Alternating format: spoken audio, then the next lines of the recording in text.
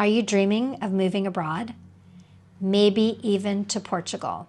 You've gotten rid of everything you own, you've packed your bags, and you've arrived. Now what? What happens when you need to find a grocery store or get furniture or figure out how to navigate the healthcare system and you're met with a flood of Portuguese that you can't understand? I've been there. In this video, I'm sharing how I navigated the most critical tasks of my first 3 months with very little Portuguese and what I wish I'd known before I arrived. So if that sounds good, keep watching. Hi, I'm Kimberly Ann. I moved to Portugal from the United States in 2022 by myself, sight unseen, without a support group. And I am here to encourage you to do the same, if that's what you want to do. I'm never anyone to tell people to do what they don't want to do. But if that's something you're interested in, I have a lot of information. So I just want to bring it back to what I wish I had known and maybe what you could look into and learn about before you move abroad, whether it's to Portugal or elsewhere.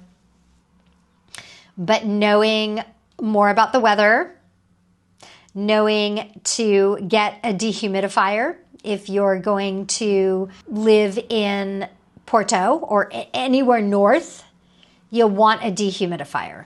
And that is, I always say, if there's only one thing that I could buy, I would buy a dehumidifier. So you're going to want a heater of some sort, unless you have a split and you have heating in your apartment, which is very, very rare. Or in the South, you're going to want AC. You can get a portable AC unit. You don't have to figure all that out the minute you get here. If you get here in the winter, you don't have to figure out the AC until the summer, right? You'll want to figure out or bring some warm clothing if you're moving to the north. You'll want to have your furniture figured out, maybe even peruse ikea.pt, because things are more affordable, but they're also a little bit different, the things that you can get here. Now, I try not to shop in non-Portuguese owned companies. That is part of my wish and desire to be an ethical expat. But sometimes, especially when you first arrive and everything is overwhelming, and believe me, I was overwhelmed beyond belief, you got to do what you got to do. So cut yourself a break. If you need to shop in IKEA, that's what you need to do. You can have stuff delivered. You can have your groceries delivered and figure out those supermarkets. When I first got here, I did not know what I was getting myself into. I had never lived outside of California in my entire life. I was 56 years old. As mentioned, I am now 59. I say I had studied Portuguese for a year before moving here, but I hadn't really studied it. I just dabbled. And what I found, I think that the hardest things for me and what I wish I had done is I wish I had looked into how to find a grocery store. That was number one. That was the hardest thing for me. It might not be for you, but that was my biggest challenge. And then furniture stores, I rented an unfurnished apartment. And when I moved in, there was nothing. The day I got here, it was empty. So thankfully, there's an IKEA in Portugal. There's several. And I had a bed delivered the morning that I arrived. So you can set up your delivery window, and mine was from 10 to noon. And so I got here at 9, and I made sure, and I sat on the floor in the front of the apartment, and I waited. And luckily they showed up, and I had ordered the things that you need in a new apartment, but no couch, just a bed. I didn't even have an armoire or a dresser or anything at that point. I had a couple plates I had ordered, a few kitchen items, pots and pans, because I needed those. I had nothing. And I remember being so overwhelmed and so excited both. I had been here already for 4 months before I moved into my apartment because I had a place to stay before I got here and it fell through 2 weeks before I left. I ended up renting Airbnbs for 4 months. I don't recommend that. It was quite pricey, but if that's what you have to do, that's what you have to do. While I don't recommend going at it in the direction that I did, I learned so much. And that is the plus, right? And I always like to look at, this is what I know I will never do again, or whatever. There's always a lesson for me, for you too, but I always look for the lesson, I should say, in everything that happens. So there was a big lesson in how I landed in Portugal, and I wouldn't recommend the way that I landed to anyone. I had a rough first year. I didn't really have a honeymoon period. I know a lot of people talk about that, especially when they move to a new country. They have this whole period of, oh, it's all new and exciting and fabulous. I didn't experience that. And I think that's important to tell you guys because not everybody's going to have a honeymoon period, and that's okay. I'm still here and I love it and I have no regrets and I'm so glad I did it, but it was rough. So I moved into my apartment on December 15th. It was cold. It was the beginning of winter. I was not prepared for the cold. I didn't have any clothes for the cold. I had to quickly buy sweaters. I had to quickly buy a coat. I was not prepared. And there is no heat in my apartment. I had to buy heaters. I didn't know what I was doing. At first, I bought the wrong heaters. I didn't understand. That would be a whole nother video. And it took me a while to figure it out. I didn't even have a couch. It took me about a month even to get a couch or a TV. So I was not comfortable for the first month that I was here, in maybe even to the end of January. So at the end of January, I started feeling a little bit more comfortable. I started going to expat meetups. I started meeting people. I started going out. It was still really cold, but I was starting to assimilate a little bit. And then the first thing that happened is I found out that my best friend had committed suicide back in the US. And it's hard to talk about, but I talk about it. I talk about it all the time because it's important. Her name is Susan. She, was an amazing, beautiful, kind person. She was one of the best people I've ever known in my entire life. And it was so hard because I knew she was suffering, but I didn't know that it was to that level.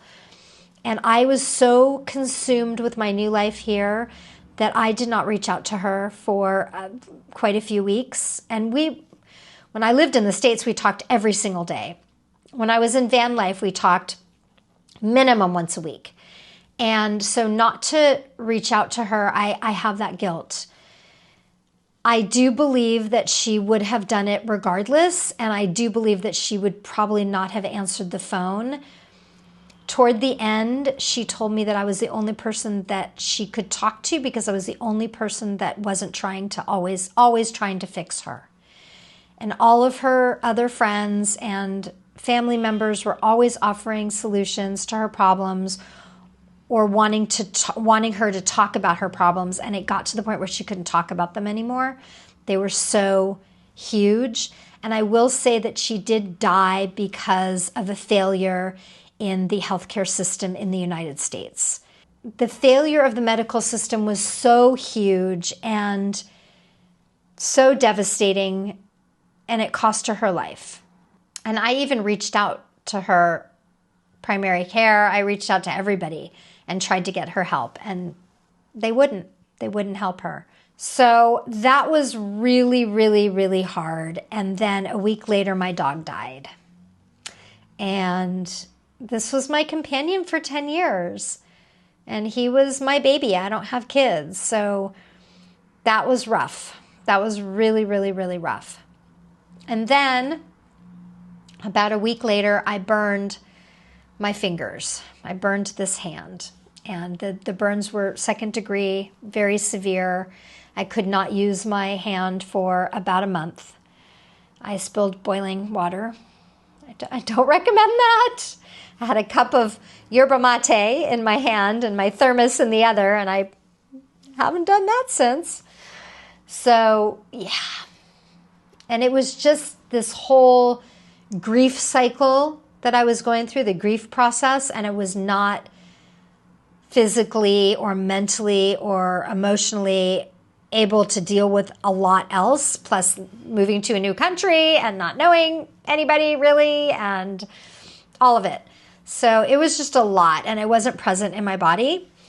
And when I finally started to feel better and things were going well and I got out, spring came and I was, oh, the birds were singing and the weather warmed and I was getting out and I was meeting people, and I really wanted to get back to working out because I had been a trapeze artist for over 10 years in the US, not professionally, just for fun. And I decided to go to Krav Maga. And I pronounce it wrong, I think. I think it's Krav Maga. But regardless, I went and the teacher made a mistake. There were no mats on the floor. It was a hardwood floor and it was recently shellacked. And he had us running with no shoes, which I've come to learn you never, ever do what he had us do, ever, in Krav Maga. So I slipped and fell and I broke my fingers. And I broke my fingers on the same hand that I burned my fingers on, and the same fingers. And these are also the same fingers that I fell off the trapeze and my hand stayed up and I came down and I pulled all the ligaments, but I broke the middle finger and the ring finger.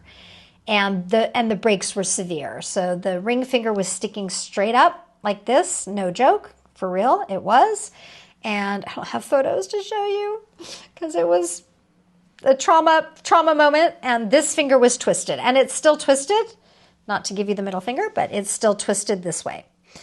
And they were broken, and it was done. And I won't tell you that whole story because it's a super long story. It was super, super traumatic. But what happened was I was out of commission for a year. Pretty much a year, and living on my own. I live solo, so happily I've lived solo for 22 or 23 years of my life, and I love it, and I wouldn't have it any other way. But it was rough. I didn't have any help. I couldn't open jars. I couldn't wash my hair. I couldn't do anything. And luckily it was not my right hand, so I could still write. But my job was writing. And I couldn't write. So yeah, I could write longhand. I could type with one finger, but I couldn't work. So I had the whole year out of work. I'm also an acupuncturist. It was brutal. And I felt very alone. I went to a very, very dark place. It was awful. It was just awful. And then when I came out of that, I was able to, I feel, start my life in Portugal. Just a little backstory to let you guys know that it's not always perfect when you move abroad. But again, I love it, and I wouldn't change it for the world. I love living here. I love it so much, and I almost love it more every single day. So thank you so much for watching. If you're interested, I've got another video right here for you to watch, and I would really appreciate it if you would subscribe, if you would sign up for my newsletter below. I've got a lot of freebies, and I have a weekly newsletter that is packed with tons of information about moving abroad and moving to Portugal. But the minute you sign up, you do get some downloadable freebies that are really helpful for your move. And if you have any questions, I would love to hear them in the comments section. So I will see you in the next video.